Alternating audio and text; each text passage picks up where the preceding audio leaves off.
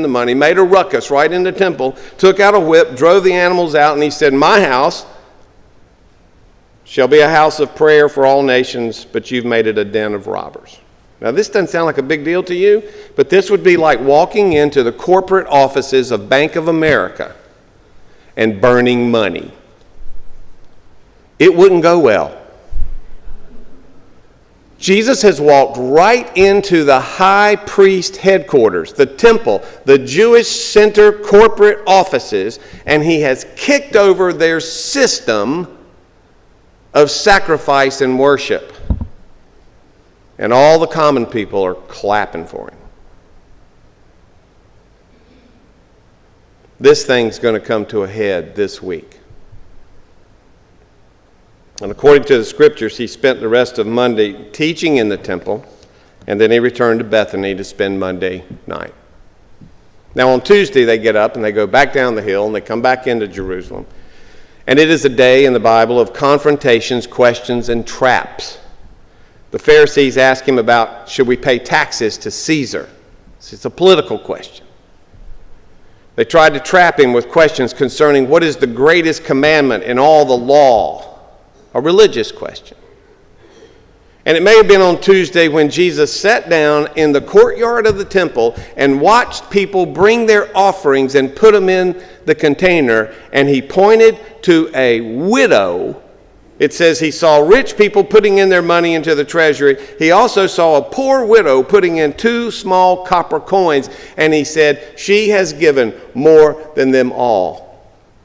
This aggravated them to no end, because if you're rich in Jewish theology of that day, you are blessed. God has blessed you because you are holy, and now you are rich. If you are poor, you've done something wrong. And Jesus flipped their belief system with this widow. She's given more than all of you. They go back out to Bethany on Tuesday night, and there are no records, that's interesting, of what happened on Wednesday. On Thursday, the day of preparation, Jesus sends Peter and John, 2 leaders of the disciples. He sends them into Jerusalem that morning to look for a room where the disciples can have this Passover meal, celebrating the Exodus hundreds of years ago. We call it the upper room. The Bible never calls it that.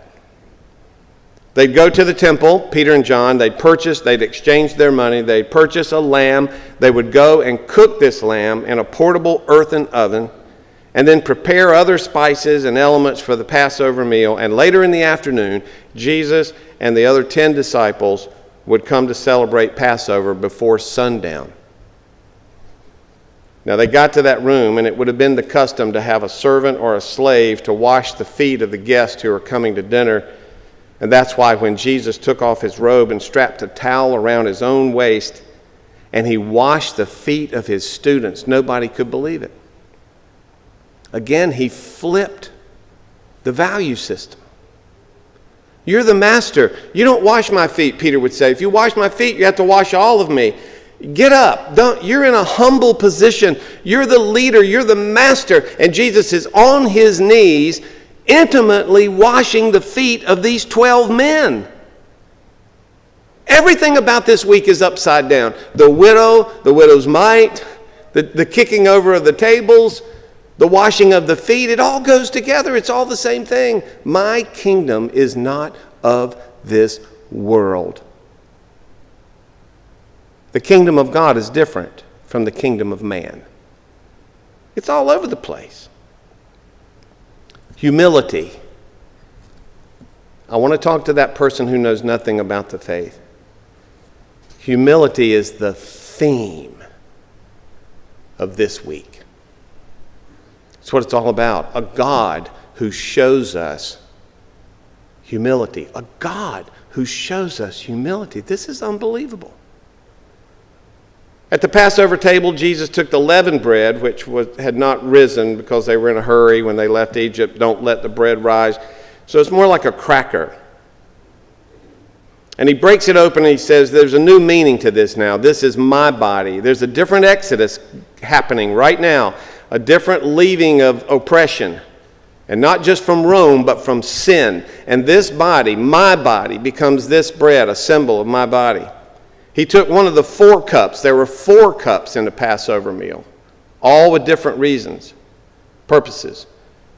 But they think he took the 3rd cup, which is the cup of redemption.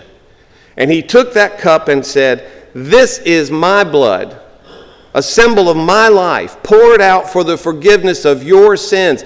I am the redemption for the world." It's a whole new thing. I mean, he's flipping everything. I bet they couldn't even... You think I've changed some things around here. You should have seen what he was doing.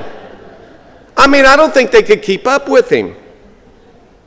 They argued at the table, which church people do. Not y'all, but other churches. They argued at the table to say who's going to be the greatest in this new kingdom. They thought he was going to be David, the military leader. And little did they know that all of them would die as martyrs for the sake of this kingdom. To be great is to be the least. They didn't get it. See it upside down.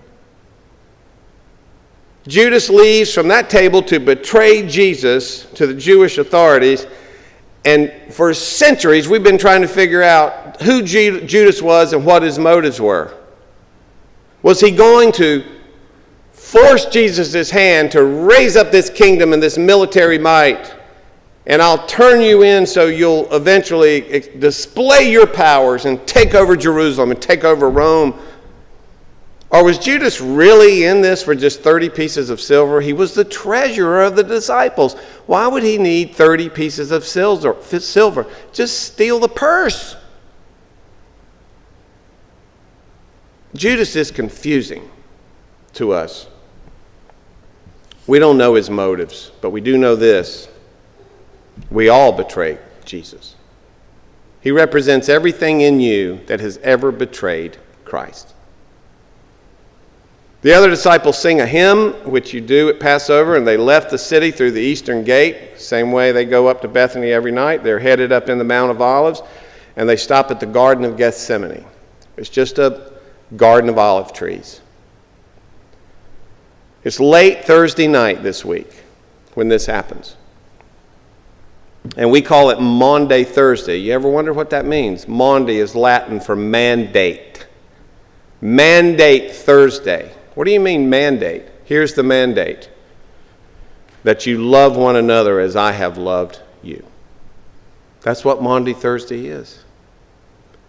That everything in the world is flipped. That you love your enemies. That you pray for your enemies. That you forgive those who have harmed you in any way. Everything about Jesus is a flip. He leaves the 8 of the disciples at the entrance of that garden to keep watch, but they all fall asleep. Typical of humans. He takes Peter, James, and John, the 3 leaders of the disciples, deeper into the garden, and they fall asleep. So humanity has nothing to do with what's going on this week. It's all about God. And it's here that we see the human struggle of Jesus when he prays, "Could this cup be removed from me?" What cup? The cup of redemption. Could I not have to do this? Isn't there another way to get these people reconciled with you other than the sacrifice of my life? And the answer was no. There's not. God is going to allow humanity to exercise its free will, even if it means the crucifixion of the Son of God. God will allow us to pull a trigger on a nuclear bomb and blow ourselves up. That's what that means, if that's our choice. It's late on Thursday night. Almost pre-dawn Friday. And the temple police, not the Roman police, come out to the garden because Judas has betrayed him to the temple authorities, and they come out to arrest him. They take him to the home of the high priest, which is the Jewish president of the Jewish people, Caiaphas. There's a mock trial, at dawn. The priest asks him if he is the Messiah, and Jesus answers, "I am." And outside the rooster crows, so we know it's sunrise, and it's almost dawn on Friday, and a maid is coming to work for Caiaphas, for the high priest, and she's coming in for her shift, and she sees Peter standing around the fire and says, "What's going on?" Well, they've got that Jesus guy, and they're trying him this morning. She points to Peter and says, he's one of them. I know he's one of them. And Peter, the leader of the 12, says, "I do not know that man."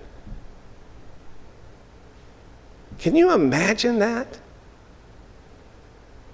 Think of all the stories of Peter and Jesus over the past 3 years. Think of Jesus picking him up out of the Sea of Galilee when he fell. Think of all the love and care that's been exchanged between the two of them. And we get to this night, or this early pre-dawn Friday morning.